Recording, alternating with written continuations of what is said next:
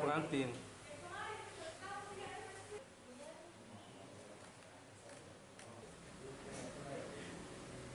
Ya, dari hasil klarifikasinya nanti apakah terpenuhi cukup unsur bukti untuk ditindaklanjutkan, dan nanti dari hasil pemeriksaan ini kita lihat. Pak, siapa saja yang hadir Pak Yang hadir di sini yang terundang ya, karena belum semua hadir. Yang pertama adalah terlapornya, yang kedua siapa Pak terlapor? ada ternya Ibu Samsam, ini salah satu oknum guru ya. Yang kedua ada yang punya hajatan, punya pengantin. Yang ketiga ada yang elektron itu, yang mengendalikan elektronnya itu.